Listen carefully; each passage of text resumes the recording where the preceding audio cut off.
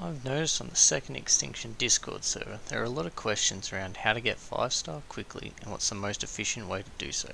I personally play the game the majority of the time solo, as the player base is currently low and the multiplayer experience at times can crash more regularly than single player. When playing solo, you have a choice of any hero, as they can all manage to do so, however some are more suited than others. Rosy is the most beginner friendly of the heroes.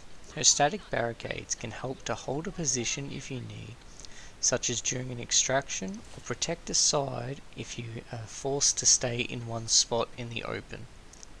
She can place down a maximum of 5 at a time, provided you place them as soon as their cooldown is up.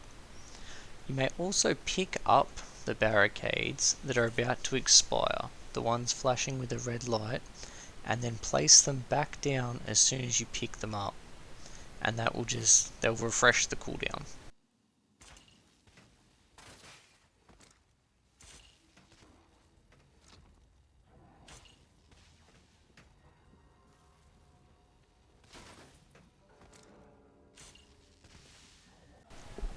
Rosy's barricades are especially useful in tight corridors and tunnels, as you can see here with the zigzag pattern able to capture all of the dinos and make things a lot easier.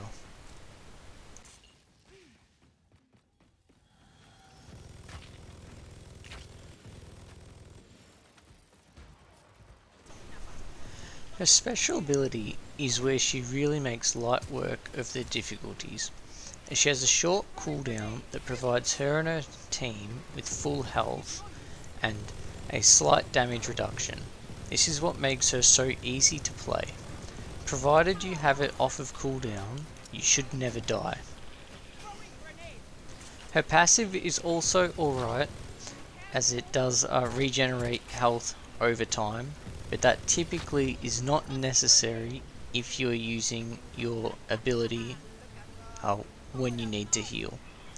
As you can see here, what I did was I just forced the extraction to happen, and I've set up my barricades out to cover both sides so that it slows the dinosaurs down. You'll see a number of times I get quite low, and then because I've done enough damage, my cooldown ability is back up and it's ready to go. I'd actually forgotten my thumper, and so I place it down now, and that again prevents dinosaurs from getting you. Another one there. Quickly managed to do just enough damage to get the healing happening, and then it's just happy days from there on out.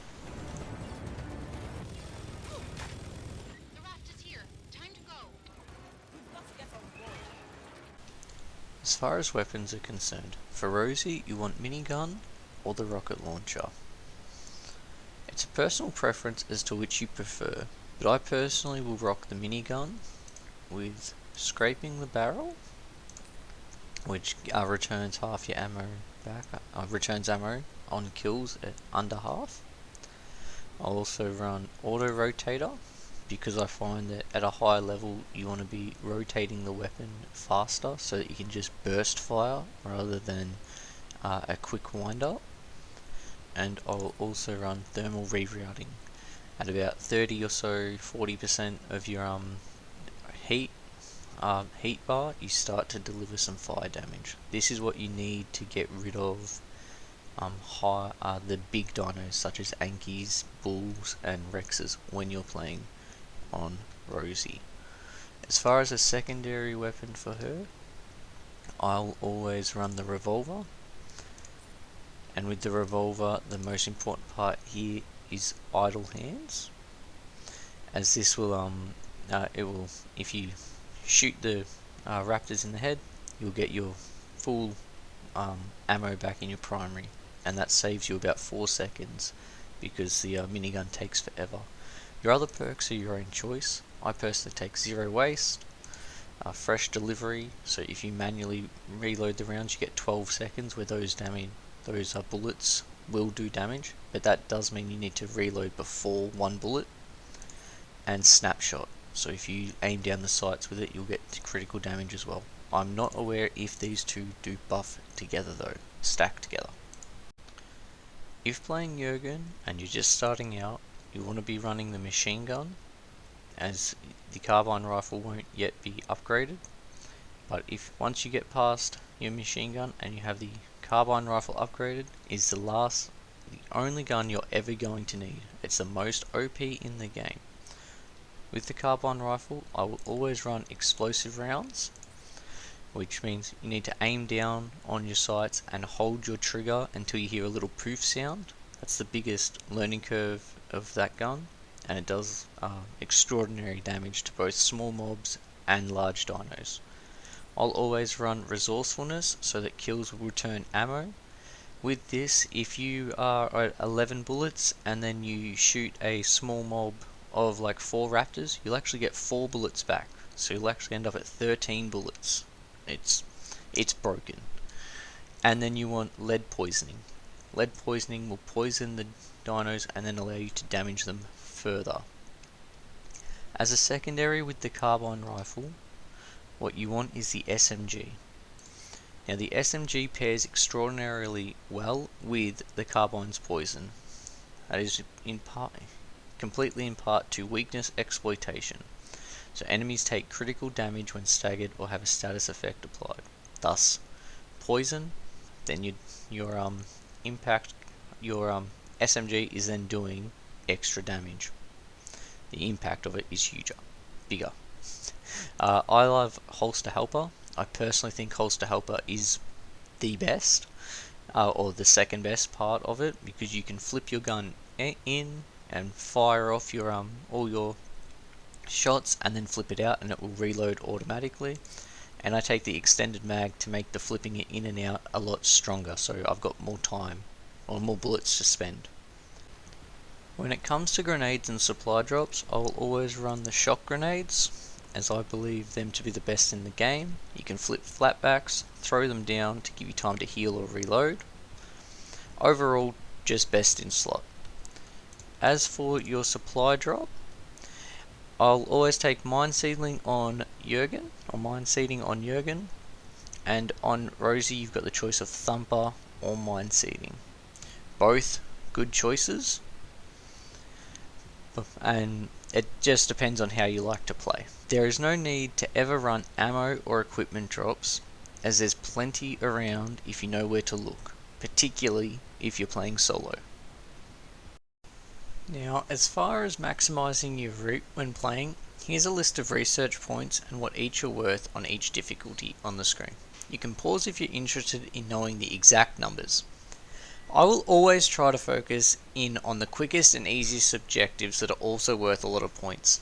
So I tend to map my routes around going into the high threat red zones and finding both black boxes and clearing out infestations.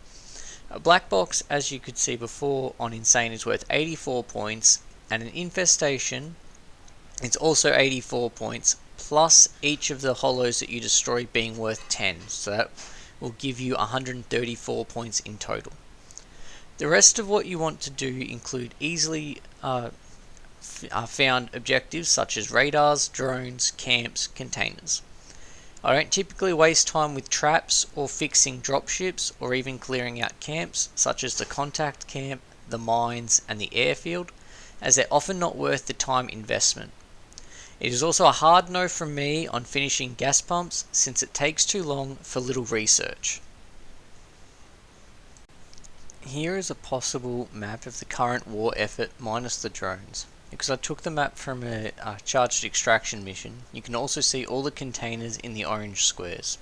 If I was running this map for 5-star, I would take a route similar to this, where it covers the majority of easy to get tasks that are typically on the way from one another, and I'd finish in Nova. The yellow dots are where the potential black box spawns are. Once you're at 1800 research, that is when you'd want to be starting your extraction. I'll often pick a red zone, as you can go there even from as low as 1600 or so if you need to repair it. I'll typically extract at a zone that only spawns in bulls, as to avoid potential losses with flatbacks, so that'd be at Agar, Harbour, Ultim or Voltus. Voltus is my preference as it's the most open location and easier to kite the dinosaurs.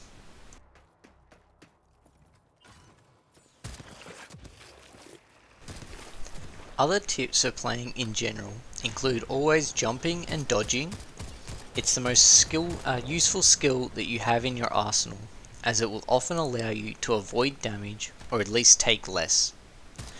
Using your ears helps too. The dinos will make a static noise when you're about to be pounced on, and listening for that and then dodging with purpose, either left or right, will significantly help your survival. Sprinting away from dinos or running past them, their AI is not that great that you can't just run past a group of dinos to better position yourself. Always know when you're dodging to, especially if you're dodging backwards, as you don't want to back yourself into a corner or off a cliff. Don't be afraid to just run away until you're in a better location to fight. Fighting on your terms is another useful skill to have. So only fight when you're ready, basically. Use the environment to help you. Things like small ledges, containers, in the case on the screen at the moment using the evacuation site and running around it, and then it will help you to put yourself in a position that's harder for the dinos to get to you, and you'll therefore have more success. As you can see in this part at the moment, I will often hit the Ankies, flip them over, and then quickly flip to my SMG, and then flip back. I'm still struggling to dodge some of them, because jumping backwards does not always work, as I'm sure many people are aware with the Ankies. What you'll see as well is lots of quick shots, and then going and moving, and it's jumping backwards, throwing the shock grenades out, because shock grenades are the best. Hands down best in slot, in my opinion. And hopefully you believe the same.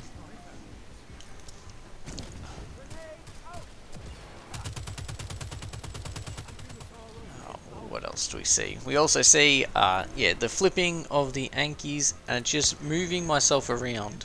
And one thing you'll have maybe noticed there is when I'm invisible and the acid spitters spit at you, it will actually stop at the edge of the stealth zone, which is another really useful thing to note.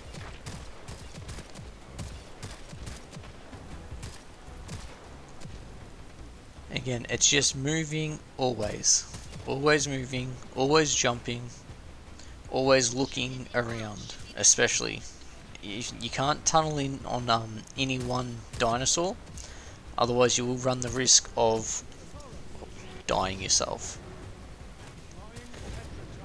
That's going to conclude this guide.